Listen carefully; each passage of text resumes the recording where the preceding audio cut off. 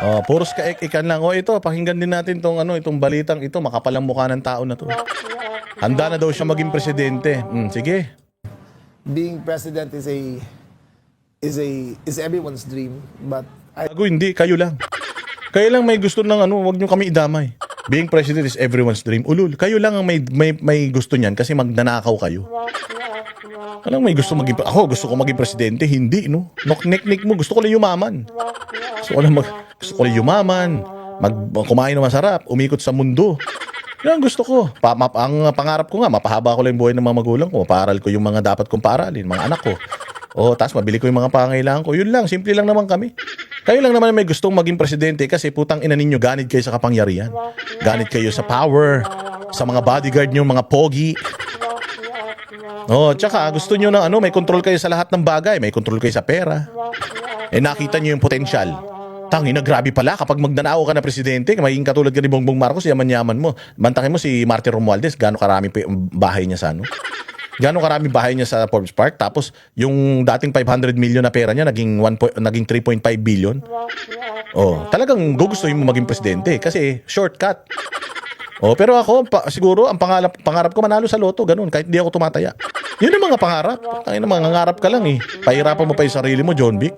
I don't know if the people are ready for me or if I know I'm ready for the job. The people will never be ready for a Remulla in national position, not even in Senate. Pang Cavite ka lang, doon ka lang magtago ka sa Cavite nyo. Sa inyo na yung Cavite, kung gusto nyo sirain nyo. Wala kaming pakialam, di naman kami taga dyan. Bahala na yung mga taga Caviting makinabang sa pagsisira nyo sa Cavite. Pero wag na, mas maganda tumakbo ka, John Vic, takbo ka. Takbo ka, di ba, sa 2028. Para malaman mo kung gaano ka katanga. I don't know. If you do decide to run, we better media train you. I told you I'm not the best person. pero so Front triangle, remember that. triangle. No. They still Ito, may isa pang epal. May isa pang epal. Sabi kasi nito ni Llamas, ang bobo ni Remulla, tatakbong presidente. Bobo din ako, tatakbo rin ako presidente. Hindi kasi sabi ni Remulla, madali lang maging presidente. Kung si Bongbongan, tanga-tanga eh. Naging presidente, ako pa kaya. Mas matalino naman ng konti si Remulla, mga 2 hakbang. Bongbong, tinan mo sino pang gusto umepal. Secretary, takbo kayo. Secretary. Yes. Secretary, takbo kayo for president. Tapos tatakbo rin ako. Tapos magharap tayo sa presidential debate. Putang ina niyan. Magkakaroon ng presidential debate ng mga itlog. Ng mga bugok na itlog. Imagine, pati si Llamas gusto maging presidente. Tangina, taas ng pangarap, di ka na nga makalakad ng diretso, gusto pa maging presidente.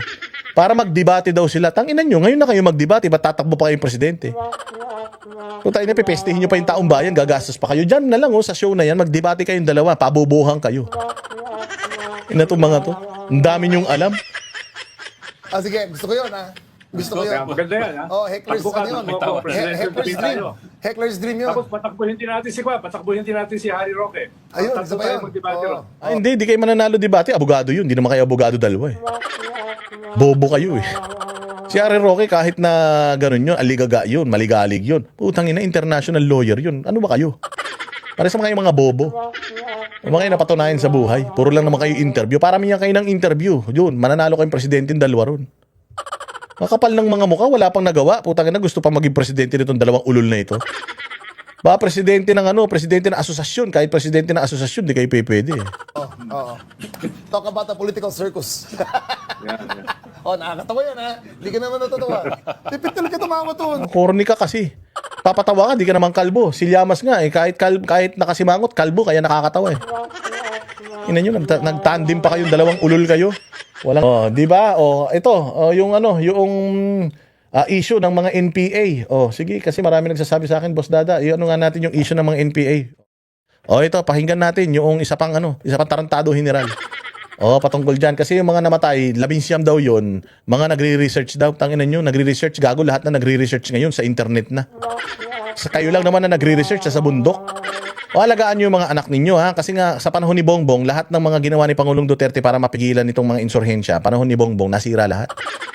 Lahat. Pati yung mga kabataan, mga anak ninyo, ingatan ninyo. Dahil salot talaga si Bongbong, sisirain talaga nila ang Pilipinas, pati ang pamilyang Pilipino. Mantakin mo, nagre-research daw, may baril. If she is innocent, and she has no intentions of joining the armed group, then bakit nung nakita siya, naka-rig siya, combat rig, no? Yung vest, kung saan yung mga, nandito yung mga magazines. She was armed. She was fighting. Kitang-kita ng mga sundalo natin na lumalaban sila. No? Unang-una sa lahat, may barilan doon. Ba't nandun sila? Ang layo-layo na eskwelahan nila. Yung eskwelahan nila nasa Diliman. Putang ina, paano kayo napunta sa Bacolod? Hindi naman isang sakay lang yan. Ano yan, nagkamali kayo? Sumakay kayo sa jeep, pagbaba nyo Bacolod na? Ano yung gagawin pa nitong yuping tanga yung mga Pilipino? O ba't ba kasi tinatawag na corn beef?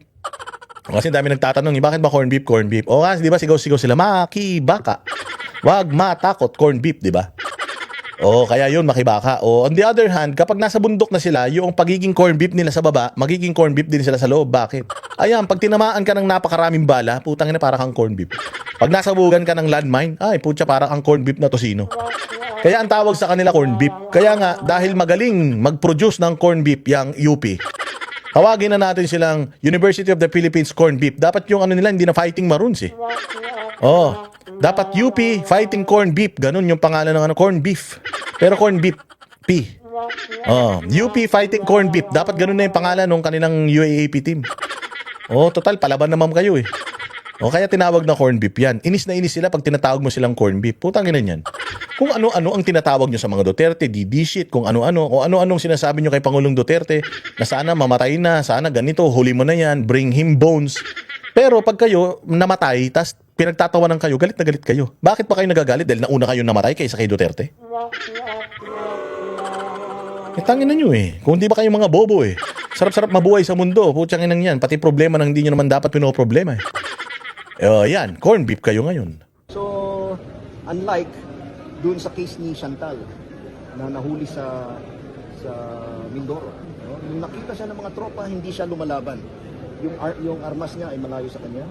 So what did we do? We took her into our custody. We gave her the proper medical attention, and tinawag pa natin yung kanyang mga magulang. Sinundupan siya ng kanyang mga magulang, and she was brought back to the United States. So, ang ating mga sundalo ay hindi human rights violators. In fact, we respect the human rights of people. But once you start firing against our government. Ayan yun. Yun yung ginawa ni Pangulong Duterte. Alam mo din pala yan, Browner, tarantado ka eh. Bakit pinayagan mo si Pangulong Duterte mapunta sa ICC? O sabi ni Browner, once you fight, yung mga authorities natin, will defend themselves by firing back. Pagka nanlaban ka, yari ka. Hindi ba lahat yung mga namatay ng war on drugs nanlaban? Bakit sa inyo pwede? Kay Pangulong Duterte hindi. Walang hiya kayo ginagamit nyo ngayon yung sinasabi ni Pangulong Duterte na hindi tayo papayag na pulis ang mamatay. Hindi rin kami papayag mga sundalo na mamatay. Ang mamamatay, rebelde. Di ba? Ganyan din ang ginagawa. Kung ano yung ginagawa ng mga dilawan tae ngayon sa pagkukundina sa AFP, ganyan na ganyan din yung ginawa nila sa PNP. Dahil yung PNP sa AFP, ang pinapatay nila, ang kainkwentro nila, terorista. Yung mga pulis, ang kainkwentro nila, mga kriminal na mga na nagdodroga. Parehas na gera yan, parehas na na laban yan. Na pag nakita mo bumunot, puputokan ka, uunahan mo. O ganun din sa sundalo, ganun din sa pulis. So yung mga nangyaring pagpatay or kamatayan nung panahon ng war on drugs, dahil yun sa pagtatanggol sa sarili, na yun din ang sinasabi ng mga militar ngayon. Di ba? Kasi kayo, ang hilig nyong kumampi sa komunista. Komunista lang naman ang nagagalit dun sa pagkamatay ng mga namatay sa war on drugs ni Pangulong Duterte, di naman ordinaryong Pilipino. Di ba? Mga terorista rin naman. Ganun din. Kung ano yung laban sa ground sa mga adik, ganyan din yung laban sa bundok sa mga NPA. At parehas, ang common denominator, ang nagrereklamo, mga makakaliwa. Happy kayo? Forces then. You are a combatant and of course, kasama ka sa maaaring maging casualties.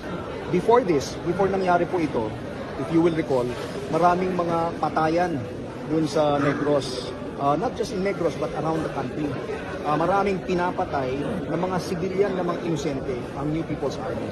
In fact, around the country, we have recorded 50 of these executions made by the New People's Army. At karamihan nito, around 38 of these incidents are in Negros. So dahil dyan sa ginagawa ng NPA na yan, we have escalated our operations under the direction of General Reyes, Commander of Viscom, no?